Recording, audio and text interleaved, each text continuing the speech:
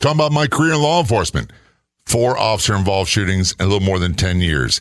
The realities and shattering myths about law enforcement officers, and in particular, use of force. Welcome to the Law Enforcement Talk Radio Show. In the Law Enforcement Talk Radio Show, we are joined by special guests talking about their experiences, the realities of investigating crimes, plus those who have experienced horrendous trauma. Police, first responders, military, and victims of crime share their stories. Hi, I'm John J. Wiley. In addition to being a broadcaster, I'm also a retired police sergeant. Be sure to check out our website, letradio.com, and also like us on Facebook. Search for the Law Enforcement Talk Radio Show. The Law Enforcement Talk Radio Show is brought to you in part by Colonial Metals Group. Got questions about investing in precious metals like gold and silver? They have the answers and will take the time to help explain your options for protecting your financial future. Call Paul and his staff at Colonial Metals Group to learn how to get started. Call 800-898-1841, 800-898-1841. That's 800-898-1841, or go online to colonialmetalsgroup.com/LET radio. Enjoy the special edition of the Law Enforcement Radio Show and Podcast. It's a special episode featuring me as a guest on the show on being a police officer with Abby Ellsworth. Today, I'm thrilled to have as my guest John J. Wiley. He is the host of the popular law enforcement radio show and podcast. Jay is a retired police sergeant. He was with the Baltimore Police Department from 1980 to 1992. Jay, welcome, and thank you so much for joining me today. Abby, thanks so much for having me as a guest. I very much appreciate the opportunity to speak to your audience. Well, thank you. And I really enjoy your podcast and all that you're doing and the stories you tell. So it's a real honor for me to have you. First, I want to thank you for your service. You're quite welcome. I never quite know how to reply to that, but thank you. Well, I think it's important. And I noticed on Facebook yesterday you posted that it was the 30th anniversary of your retirement. Yeah, and it's I was talking to my wife about it, and it's funny because sometimes it seems like a lifetime ago, and other times it seems like just a few months ago. But the reality is I've been in radio now longer than I was a police officer. And I'm very proud of my police service, and I'm also very proud of my radio career. And both of them are a big part of who I am and what I am. Well, what I would really like to do is get your story. I know that you retired at the young age of 33 due to a medical retirement due to an incident. But I'd like to start with what drew you to law enforcement? You've referenced it as a vocation and how much it meant to you. So I'd love to know what drew you to be a police officer. It was about serving people. Before that, I really thought long and hard about being a priest, a Catholic priest. And I jokingly say I went on a date, had some Miller Lite, and decided that wasn't my vocation. But policing was right behind it because in my mind at the time, it was doing more of the same, being a public servant, serving people, helping people solve their problems, and putting, for lack of better words, bad guys in jail. Because while I really didn't have a big concept of how violent it was, but I thought this is something I could do and I wanted to do. And to be honest with you, I was shocked at the time that the Baltimore Police Department hired me. And I was like, am I ready for this? Am I tough enough for this mentally, physically? I don't know. But that's the reason why, it was to serve. Were you tough enough? Were you ready? I was not ready. I was much better at the physical part of it than I thought. And where I worked, it was always very high crime, lots of violence. It was far more violent of a job than I imagined.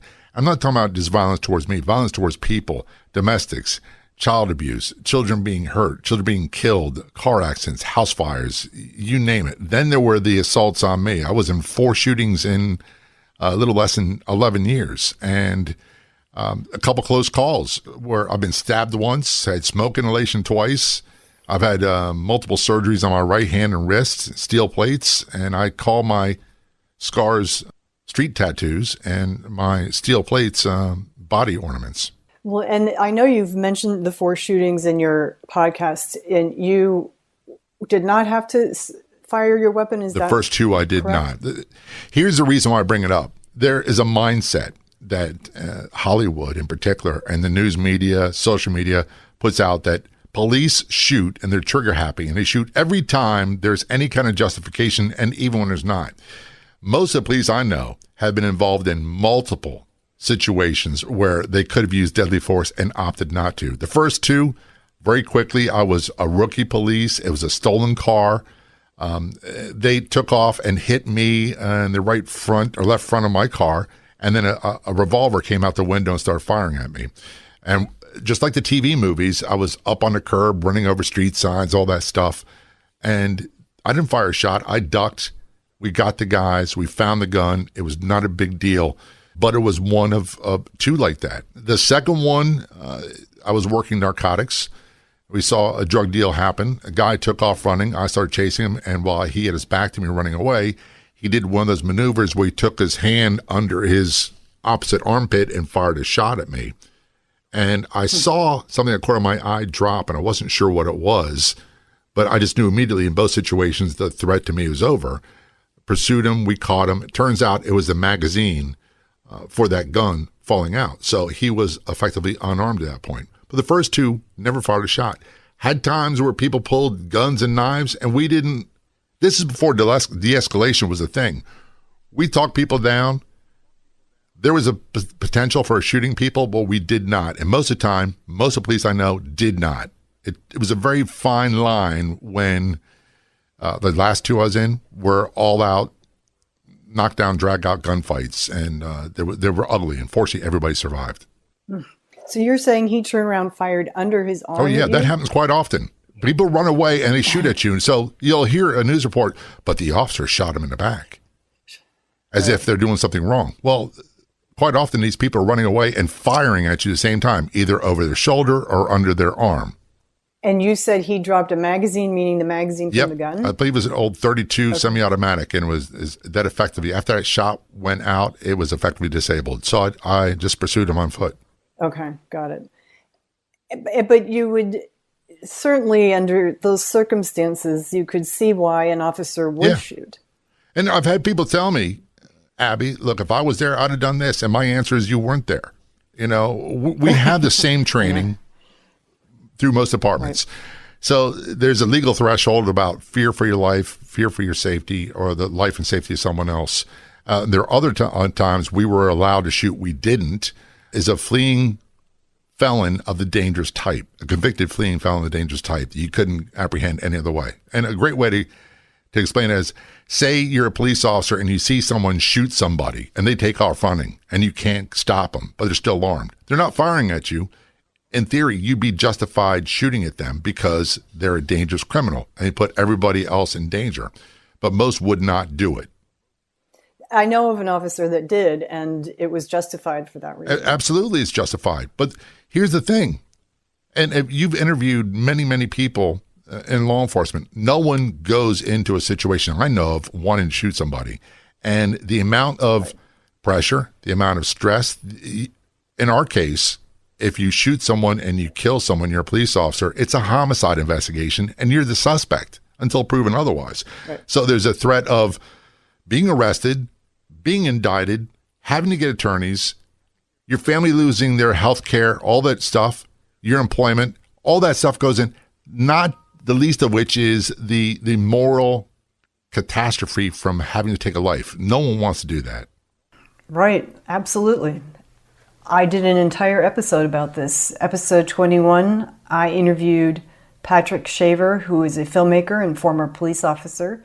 He did a documentary called Officer Involved, and it's the impact of a deadly force encounter on the officer, not something we tend to talk about. And it's everything you say. It's the legal aspects and also the incredible emotional toll it takes on the officer and their families. And you're right, no one does want to do that. And the problem is it could happen at any time. So you love the job. Are there people you remember, incidents you remember, good or difficult? What were the rewards? You know, to answer it honestly, it's been so long. There are times I remember, I'll give you a brief play-by-play. My biggest fear, one of my biggest fears was having to deliver a baby. And I got a call for a woman in labor in a high-rise project, and she had some special needs. And I was there by myself, and I was like, please, saying silent prayers, please, dear God in heaven, do not let her deliver this baby while I'm here. Let the paramedics get here. Get her to the hospital. Fortunately, she was fine. The baby was fine. There's another case where we had a suicidal woman in a house on Valentine's Day. I was a patrolman, and she was on one side of a kitchen table, and she's holding a straight razor, like box cutter knife, and threatening to kill herself. And we were talking to her for a long period of time. Now, this is February in Baltimore, and they have a tendency to make the rooms really, really hot, open up the ovens and all that stuff in the substandard housing. So we're talking to this woman, and no one wants to use force against her. And she's holding a knife in a threatening manner. And I start talking to her and saying, I'm single at the time. It's Valentine's Day. Here I am. I'm working as a police officer. Life can be pretty bad. I've had women stand me up on dates, relationships I thought be forever weren't forever. And she said, I kind of think you understand what I'm talking about. And she said, do you want something to drink? I was like, yeah, I'm dying of thirst over here. And she put down the knife for just a moment, at which point I kicked the table over, broke my toe, and we got her subdued before she can grab the knife again. Wow. These kind of things happen all the time. They happen all across the United States, and no one hears about it. No one hears about it. What they hear about is, oh, this person had a mental health issue, and the police who were called to help him shot him. That's what we hear about. We never hear about the thousands of stories where the people are disarmed and they got the help they need at risk of the people that were there. Right. All the time. It happens all the time, Abby. But, that's not sexy. That doesn't sell papers. That doesn't get people to turn on your television show. No, it doesn't. It's not what makes the news. They don't talk about the officer with crisis intervention training who shows up and successfully de-escalates a situation or successfully gets a person in crisis the help they need. It is very frustrating. You mentioned being on patrol when responding to this call. Every officer starts in patrol. What was your journey? I know you promoted to sergeant. Did you get into specialty units? What was your trajectory? My first job out of the academy was I was assigned to patrol the midnight shift, I believe it was, in the Northwest District of Baltimore. And I remember driving there, and it was I was a real culture shock. The language being used, everything else was a totally contradiction of what I was used to. I remember a patrol officer. I was on a domestic call, and she said, this guy, my son's been calling me B's and H's and selling me wolf tickets. And I'm like, I don't know what that means. I have no idea what you're talking about. So after the call was over, I acted as if I talked to the senior officer. I was like, what are they saying? That's disrespecting you. That's calling you out your name, all those things. I was like, oh, okay. So I kind of knew. But after working patrol for a few years, I began to show an expertise in stolen cars, violent crime, and also at the time we had a problem in my post with a heavily armed Jamaican drug gang, and we had riots with them and a bunch of other things. And I wound up being assigned to what we call our operations division, which is like uniform patrol. We do some plainclothes work, but you don't have the obligation to handle calls. You're put in to fight high crime areas. From there, I was assigned to the Northwest District Drug Enforcement Unit in plainclothes capacity. And then I was detailed to DEA, recruited by them for about 2 years as a deputy U.S. Marshal on DEA task force, at which time I scored high on a list. We successfully wrapped up the primary investigation and was promoted to sergeant. And I went to Central District, was there for a few years, then went back to Northwest District, where I got hurt and was eventually retired. So let's talk about that. I know this is quite a loss for you. I mean, 33 is really young. And to have to give up that which you loved so much. And this is not a topic I've heard or about or covered. I've covered line of duty deaths, suicide, and how those families are treated, how the family of an officer involved is treated. But this is not an on-the-job injury that forces your retirement. So tell me the incident and tell me what happened. I'll go into two, and they happen in rapid succession. First was we had a call from Baltimore County that they had a robbery murder where the suspect took the victim's brand new Corvette.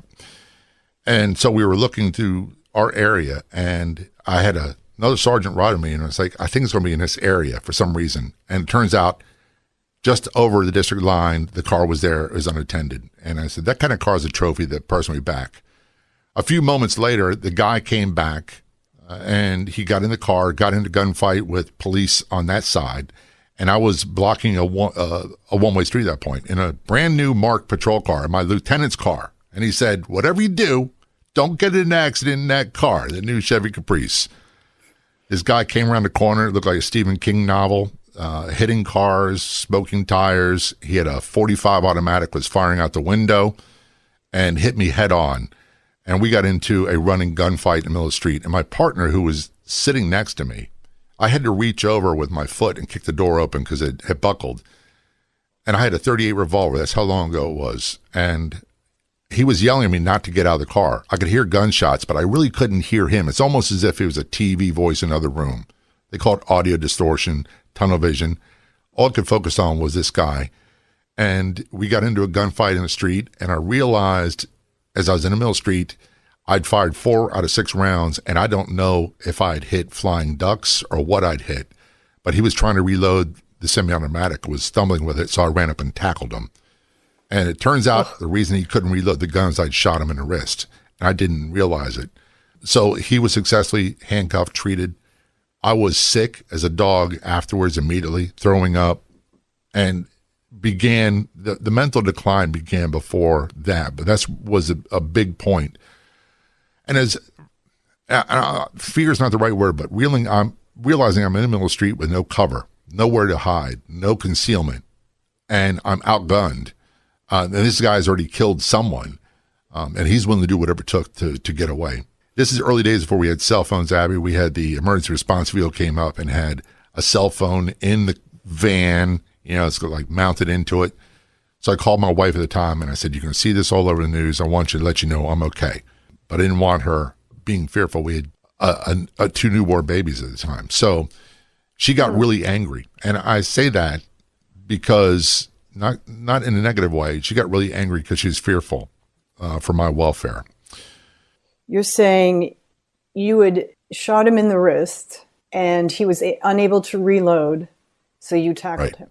Because I knew I only had 2 rounds left and I had no cover. And if I didn't close enough ground and incapacitate him, neutralize him, here's what we try to do. We try to neutralize him no matter which way possible to end the threat to myself and others. In the meantime, I can hear gunshots off in the distance and my partner yelling at me.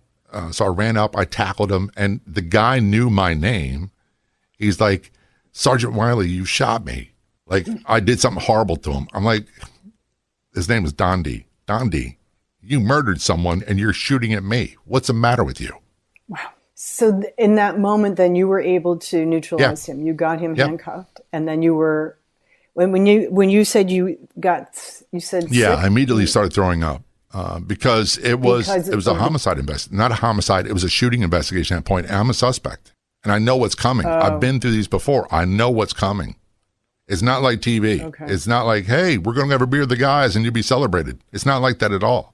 Even though he was alive, you still go through that. You still do. It's an aggravated assault in our state. It's a shooting. I shot someone, and until it's justified, a crime against persons report is taken. The guy who's the murder suspect, the robbery suspect that I shot is the victim, and I'm the suspect. And you've got to notify your attorneys. And in those days, there was no body cam. No, there's no body cams back then.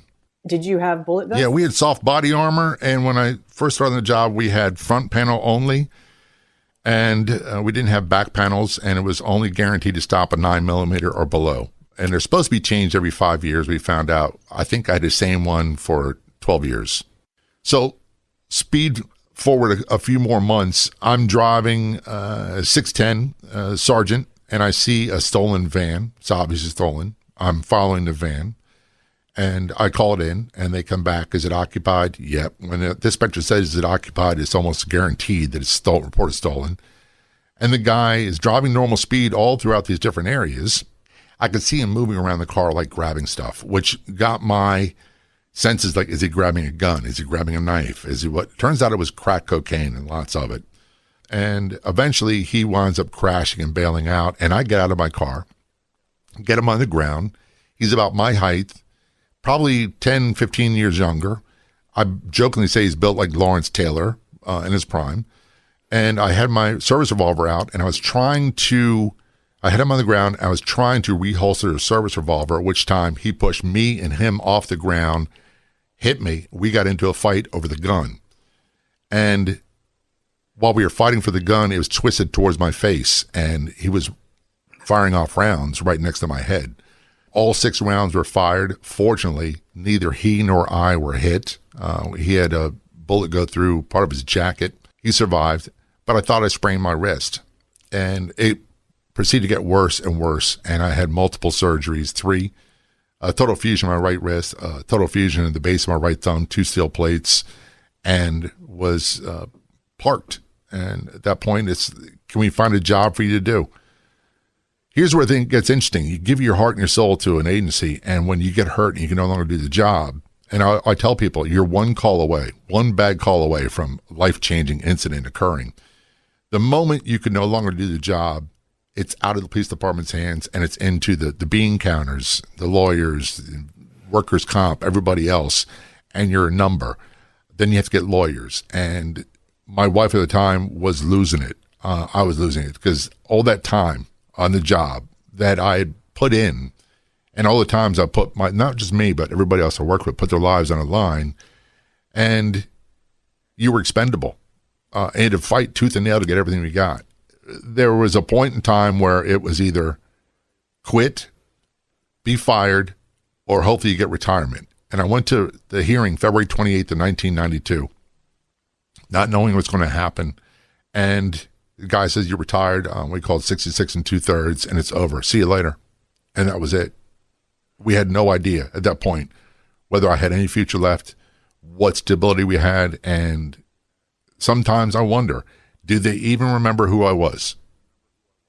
The reality is you can love your job. Many of us do love the job, but the job will not love you back.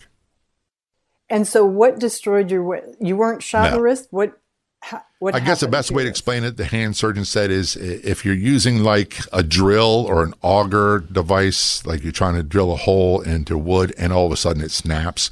Here's a good example. If you watch NASCAR or racing, and when they're getting ready to wreck, almost all of them will always take their hands off the steering wheel. Because if you don't, what winds up happening is too much torque is exerted on the wrist and the thumb. Either break the thumb or you destroy your wrist, one of the two. And so then there's a period of time where you are seeing doctors, getting treated, and they put you, you said on light duty, desk duty? No, they had me home on, we used to call it, unlimited sick leave. So it was a line of duty injury. And then they said, you got to come back to work. We're going to have you be a dispatch supervisor. This was after the first of 3 surgeries. And I went back, and just writing would cause my hand to swell up in the area before I had the second one. And the pain was tremendous. So I couldn't do it. And once we hit that point, between the lawyers, the doctors, and everybody else, they said, he's got to retire. His career's over. He can no longer do police work. Can he do secretarial work? Yes. But at that time, they didn't want to have people that were being paid a police sergeant's salary doing clerical work. All law enforcement knows, but not all people know, you cannot be a police officer if you can't use your hand. Yeah. You have to be able to fire a weapon. This is my right hand. I'm right-handed. So effectively, technically, I'm physically disabled. I don't say that proudly. I just say that that's the reality, the technical explanation. There's certain things I learned to do differently, but there's still things I can't do. There's things I can't grab. There's things I can't hold. Between my wrist being fused in one position and the right thumb being locked into position, carrying certain things I can't do. So the big problem was grabbing onto someone and subduing them. I can shoot, but I can't do much else. So the ability to use my strong hand, as it's called, as a defense mechanism or to grab someone is gone. And then it sounds like relatively unceremoniously you were told to retire. Yes, I had a meeting. My wife and I were there, and we had the hearing person, and it was about 5 minutes in a windowless building in City Hall, and they said, okay, you're now retired. Go have a good life. And you're shown the door, and you make sure all your stuff's turned in. You get the retirement ID, the retirement badge, all that stuff. There's no parties. Later on, there was a party for several people. but you're there one day and you're gone. And it could happen to anyone. They could be 25 years old, be shot, for example, and their career's over. And they have no idea what they're going to do afterwards. And here's the real catcher of it. My pension at the time is 66% of what I made during my normal salary. But my health insurance immediately tripled and became a third of my pension. So we were crippled financially. So walk me through the emotions and what you're thinking. Those are really dark days, Abby. Back then, it was depression's a term that's used a lot. I don't know that really fits it. Post-traumatic stress is used a lot. I don't know that really fits it. There's extreme anger. There was a lack of identity. What do I do now? And all those things, over a period of time, I started making mistakes. I stopped talking to my wife about what happened because she was pregnant. I didn't want her to be afraid, any more afraid than what she was going through. I began to isolate more. I began to have nightmares and difficulty sleeping and extreme irritability. So I wound up drinking myself to sleep until passing out every night. And that creates for a very unhealthy situation. And our marriage wound up paying the price. And through no fault of her, she didn't sign up for this. So within 2-3 years after my marriage was over, I was retired police. I didn't know what I was going to do with my life. I was 35, 36 at that time. And what do you do now? What do you do when you want to grow up? This is all I knew. This is all I thought I was good at. And it was all over. And I had zero coping skills at that point. Did anyone from the department reach out to you, the chief, your colleagues, to see how you were doing? No, they did not. Not at the time. And I understand it. Because of fear, if this could happen to so-and-so, it could happen to me. And also, they're busy. We had a saying, suck it up, you're the police. That's how we called each other in Baltimore. You're the police, you got a job to do. There's time afterwards to nurse your wounds and everything else.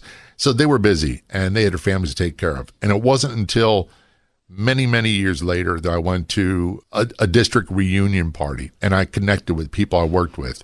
And it's as if no time had ever passed between us. And all that hostility I had, all that anger I had, all the resentment of them feeling abandoned disappeared immediately. And I realized it was me that had the issue. It wasn't them. It was explainable.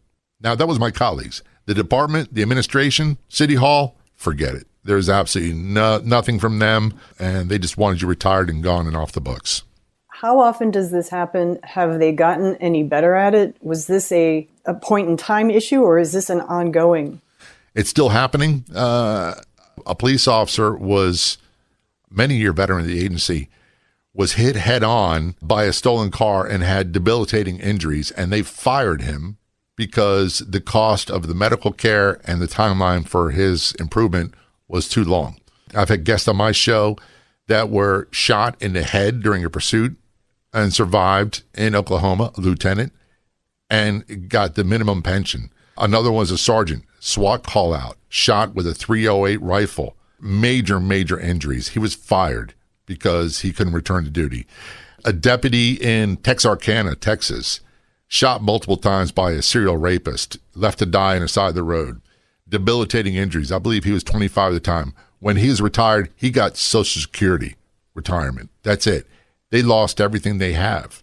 They lost their house. They lost everything. And literally, if there's a person eating beanie weenies, it's this guy, because he can't do anything and is through no fault of his own. He did his job. He did what he's paid to do. He did what was asked to do, and he and his family paid the price.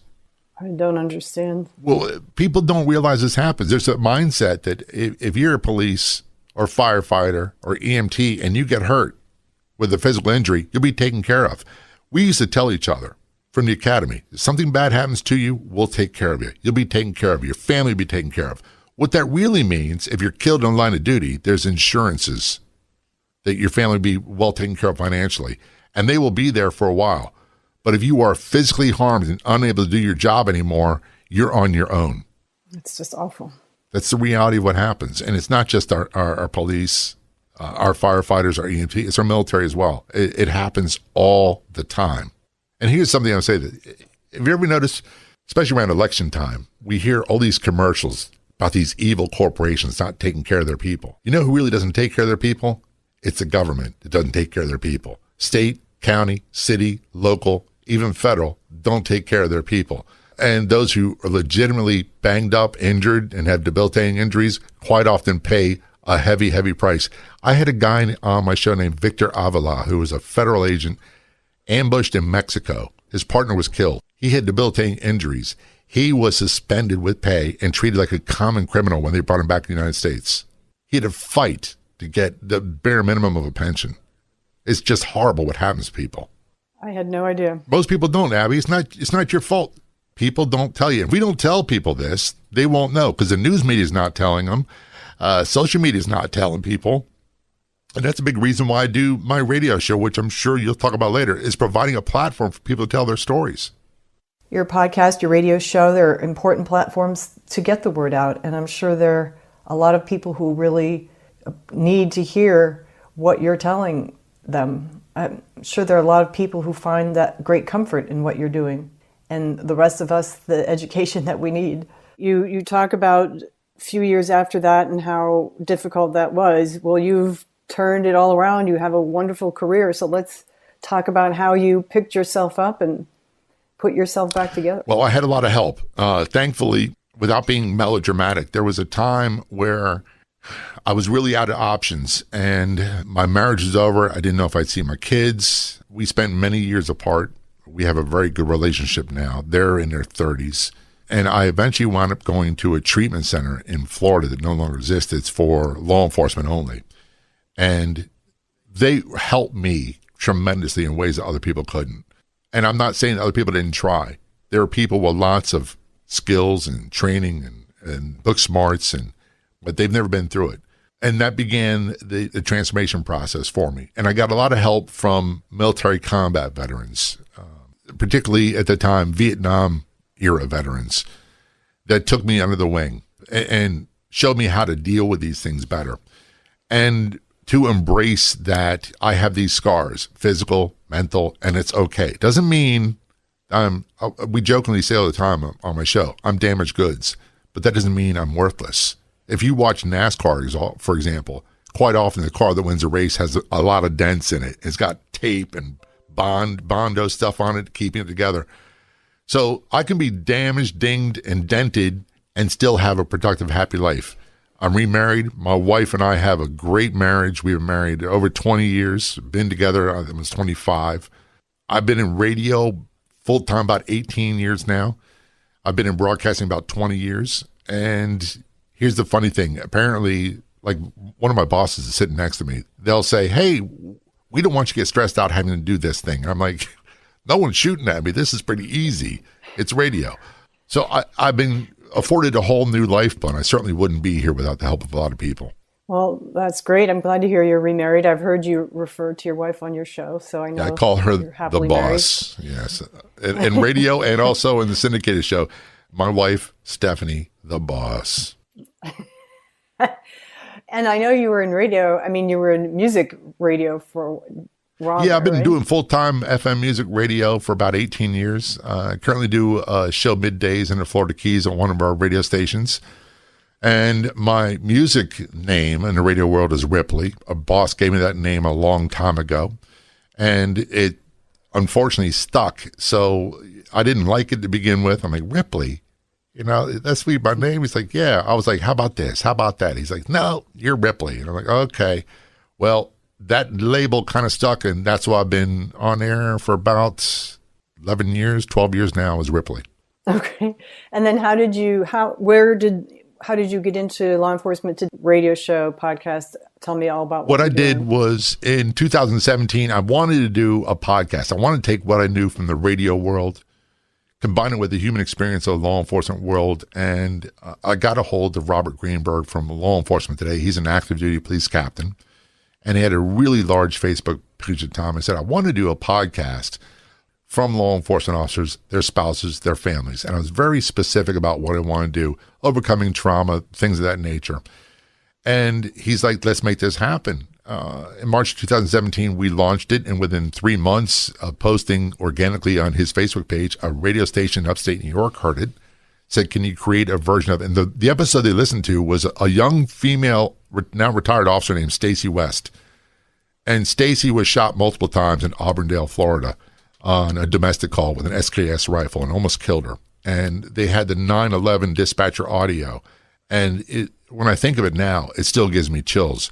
She survived barely, but her episode, one of our first, was so profound. They're like, we got to create a radio version. Can you do it? We did. Long story short, I self-syndicated the first 13 stations, got it a syndicator. Now we're syndicated by a company called Talk Media Network. We broadcast once a week on 81 stations across the United States to about 24 million combined population. Then it goes on as a podcast. And when it went to radio, we had expanded. So we do, I say, crime and trauma stories. We have law enforcement officers talking about investigations. I just did an episode today with a crime scene investigator from Orange County, Florida, involved in a Kaylee Anthony case and also a Pulse nightclub, and talking about what they do, how they do things, the investigation discovery aspect of it. Then we have victims of crime, military, other first responders, spouses or survivors talking about trauma they've been through, it, how it impacted them, and what they did to build their lives afterwards. And that's about the trauma ones are about 60% of all of our guests. It's a great podcast. I learn a lot. The stories are really moving. Well, thank you. I appreciate it. You have your finger on the pulse of what's going on around the country because you're talking to everyone from all over many different departments. And what are you seeing as the issues most affecting law enforcement? You know, I'm going to go out there and say defunding, the national negative narrative, the sweeping police reform legislations, restricting use of force. Tell me what you're seeing. When I talk to people, one of the things that's very obvious, there's an old saying, I can't remember what movie it was from, but the greatest trick ever played was the devil convincing the world he didn't exist. Until, this is where I had my spin, until the news media, and primarily social media, Hollywood, convinced people that MS-13, criminal motorcycle gangs, other gangs, violent street criminals, career criminals are less of a threat than their police. That's the real problem. Policing now is dangerous. It's always been a dangerous occupation. A lot more people are maimed and injured than killed. Everybody winds up paying a price, their family members as well. They're not getting support from City Hall, and I use City Hall as a short term, their county government, state government, politicians, whoever it might be, because the news media is running a narrative that goes contrary to this. So it's become like the old movie, the tail wagging the dog. The news media says it's so, therefore it is so. People believe it, and then the politicians turn around and attack their own people that they hired and trained and gave the equipment to and told them to do a job. We had court cases like Torrington, Connecticut, that you have to get involved if you believe the domestic violence, someone's going to be harmed. And when officers do, they're getting arrested for apprehending a physical combatant because they don't like the way it looks. Right. So what I see is they put videos out of these incidents, and then the public, they Monday morning quarterback, and they, having never been in law enforcement, say all the things that the officers should have done differently. No one seems to notice that lack of compliance is what an officer is responding to. Now, we've all seen exceptions to that. It just would be helpful to remember that most often an officer is responding to the actions of the person they have contacted. So often the assumption is that the incident occurred because of the person's race. And I'm not saying that doesn't happen. But if we're going to talk about race, let's also talk about the whole story. It's the actions. The facts are, the race of the people involved is a fact. It's not often a factor. And a lot of people don't know what I'm talking when I say it. For example, if you have a fatal accident, car accident, the conditions outside, was it raining? Was the road wet? Those are facts, and they are oftentimes factors in the accident. What caused the accident? What caused a fatality? When you have a situation where it's a use of force and an officer has to use force against someone, the facts may be that they are of a different race, but it's quite often not a factor. And here's a perfect example. The 4 people that shot at me, all of them were career criminals, had been convicted multiple times. They didn't shoot at me because I was a white guy. They shot at me because I was a police officer and they didn't want to be apprehended. However, if I turn around and shoot at them, it's automatically race-based. So has it always been that way, or is it just that way? It was that way in the 1980s. I don't see anything different. What I see different is a lack of backbone by our so-called leaders, our elected politicians.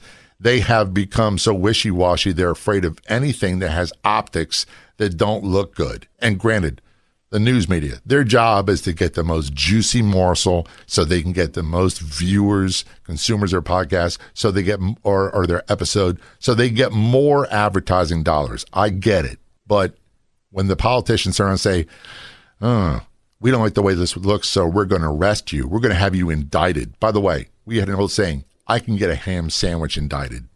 You can indict the Pope. That doesn't mean that anything will happen in trial. But we'll get him indicted because that's a coward's way out. I don't want to take action, so I'll get the officers indicted. And we say, we did our job. And they, by the way, they quit. We're talking about deadly use of force and how, for example, someone in instance you were describing, someone is running away, they're shooting at you under their arm, or they're a fleeing felon, you are allowed to shoot them in the back. But if you see that story in the media, that is not what they will be reported. No, it won't be reported that way. And ultimately, in my case, I can only speak for what I went through. In that situation, I knew immediately that the threat to me was over. I didn't know why, and I couldn't explain why at the time. I just knew it. So therefore, my response to that was appropriate. Had I thought the guy was still a threat to me, still firing, it probably would have ended a totally different way.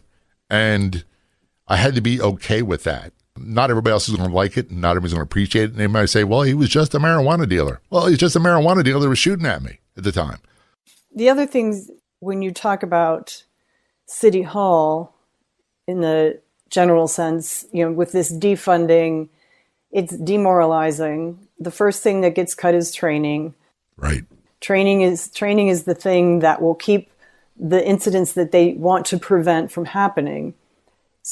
And there are these feel-good measures like no bail.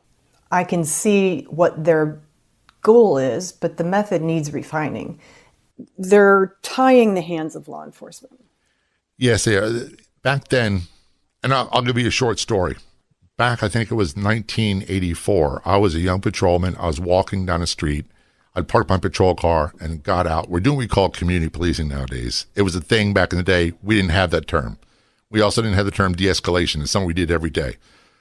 And I was walking into this corner store, and as I opened the door, a guy who I had arrested many times before for drugs said, Officer Wiley, the guy walking down the street just came out of the store. He's got a yellow shopping bag. In that bag is a loaded .357 Magnum revolver, and he's here to shoot somebody.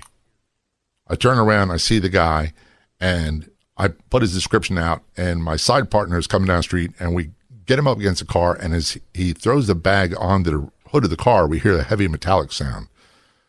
So automatically, he reaches into the bag, or tries to reach in the bag. We grab him, we cuff him. Turns out it's a loaded .357 Magnum revolver. His name was Flint Gregory Hunt. And the reason this is important, he was supposed to be doing a year. He was convicted for that. Several months later, he was seen leaving traffic court in a stolen car by an officer named Vincent Adolfo. Vincent pursued him, chased him, bailed out. Flint Gregory Hunt ran into an alley called Iron Alley. Vinny chased him into it. He pulled out a gun. He got up against the wall. Then he pulled out a gun, knocked Officer Adolfo back, shot him in the chest. Remember I told you we only had front panel vests at the time. When Vinny fell on the ground, he landed on his chest. He opened up on Vinny and shot him back multiple times and killed him. Flint Gregory Hunt was the second to last man executed in the state of Maryland for that crime. If he had been in jail like he should have been, Vincent Adolfo would be a grandfather right now, more than likely. This kind of stuff has been happening forever. We just use different terminology. And the people who pay a price are not the people in gated communities with walls. It's the people in poor, crime-ridden neighborhoods that pay the price. Right.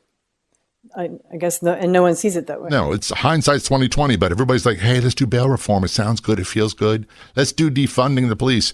Guess who's depending on the police the most? It's not the people in the wealthy neighborhoods. It's not them.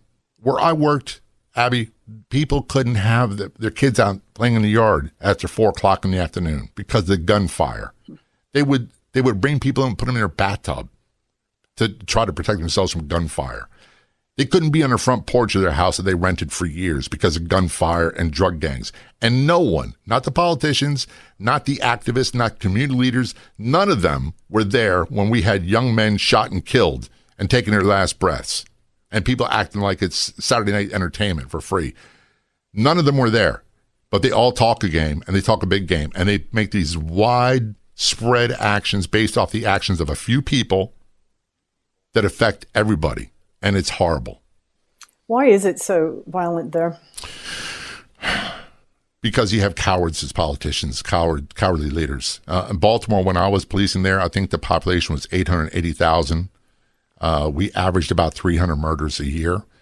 Last time I checked, I believe their population is about 660,000. They average about 300 murders a year.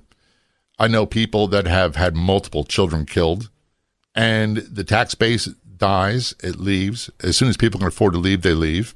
The education's horrible. Everything's horrible. And yet we have government agencies and politicians who would throw millions of dollars in grand schemes. You know, the ribbon cutting, we're going to do this, revitalization, we'll do that.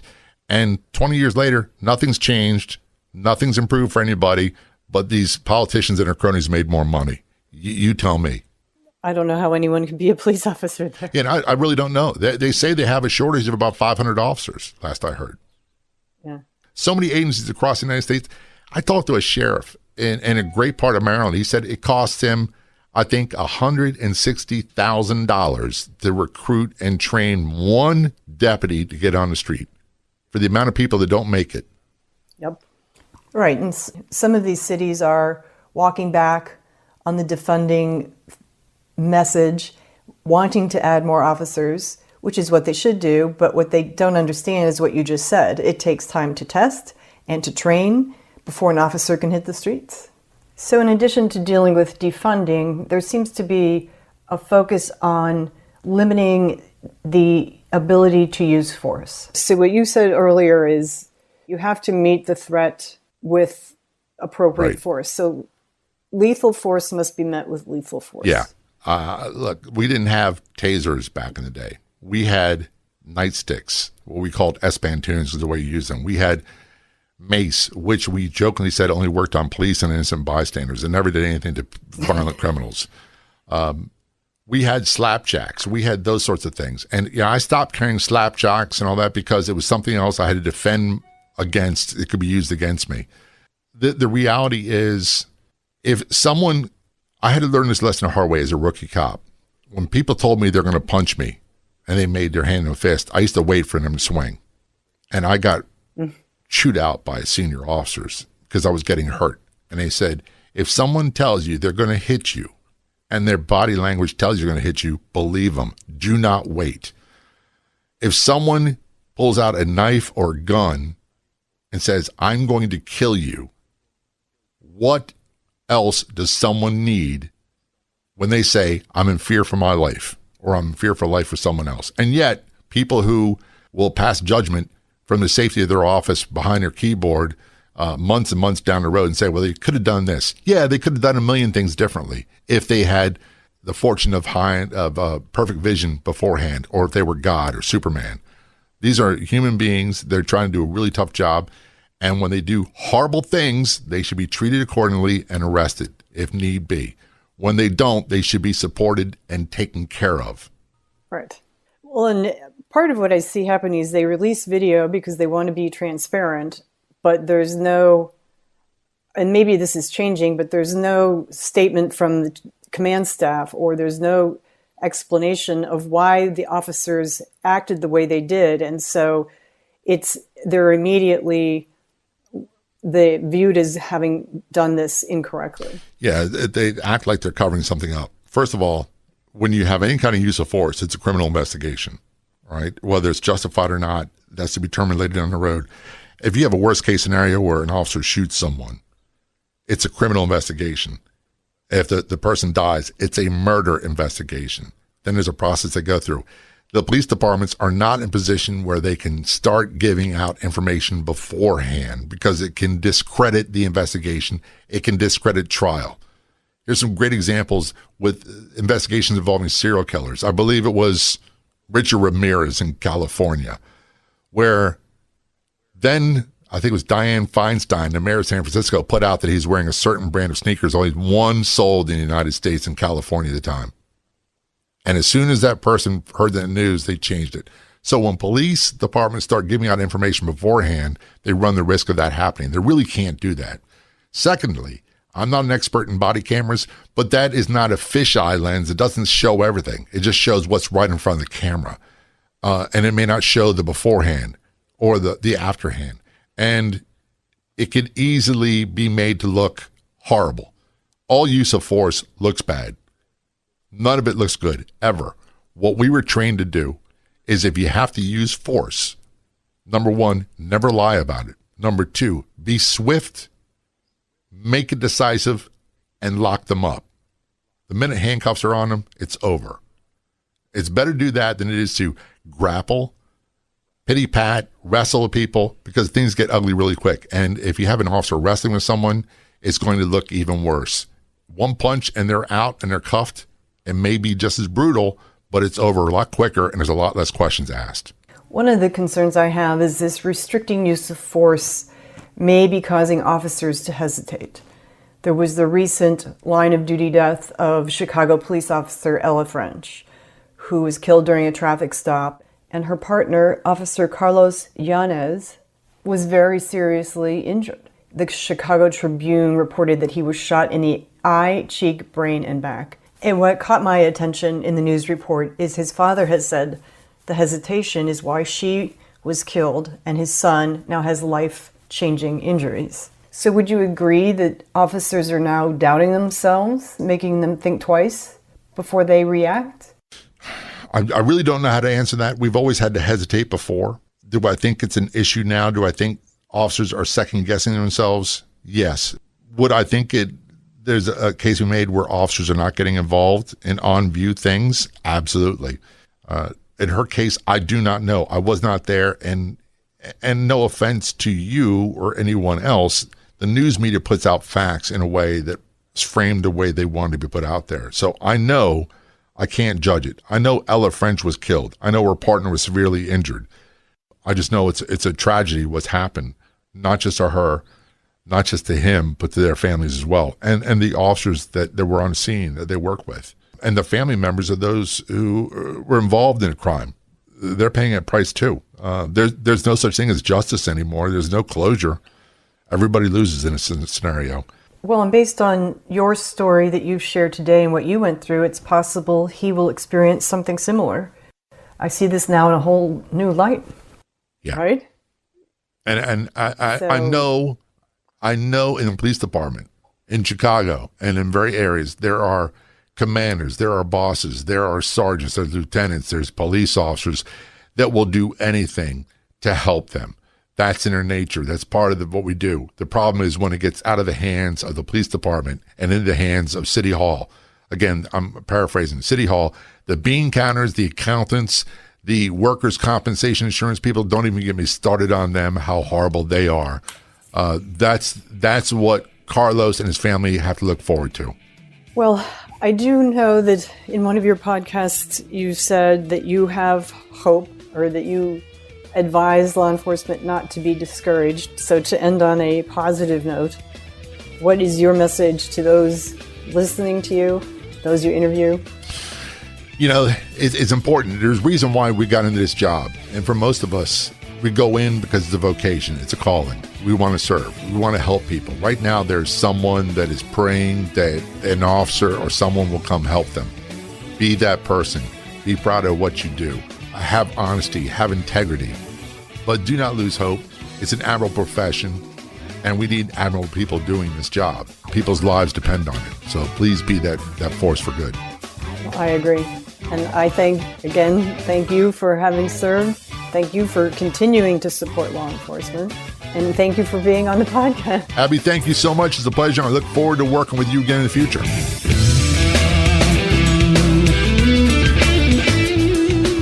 Colonial Metals Group has helped me create a self-directed IRA where I can have direct access to my assets. Let the team of experts, Paul and the staff at Colonial Metals Group, help you protect your family's future, giving you great information for free. Their level of professionalism and ability to listen make it easy for you to learn everything you need to know about preserving all you work for. Call Paul or staff at Colonial Meadows Group, 800-898-1841, 800-898-1841. That's 800-898-1841, or go online to colonialmeadowsgroup.com/LET radio. Remember, let Paul and his staff at Colonial Meadows Group give you more information. How do you start your day? After grabbing a cup of coffee, I grab my phone and open the Clubhouse social audio app and go right to the Breakfast with Champions rooms. I get what I need to start my day the right way in the Breakfast with Champions rooms on the Clubhouse social audio app. Best of all, the Clubhouse social audio app is free, and so are the Breakfast with Champions rooms. So download the Clubhouse social audio app and join me in the Breakfast with Champions rooms.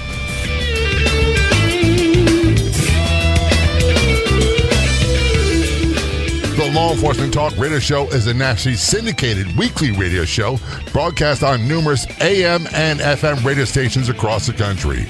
We're always adding more affiliate stations. If you enjoyed the podcast version of the show, which is always free, please do me a favor and tell a friend or two or three. I'll be back in just a few days with another episode of the Law Enforcement Talk Radio Show and podcast. Until then, this is John J. Wiley. See ya.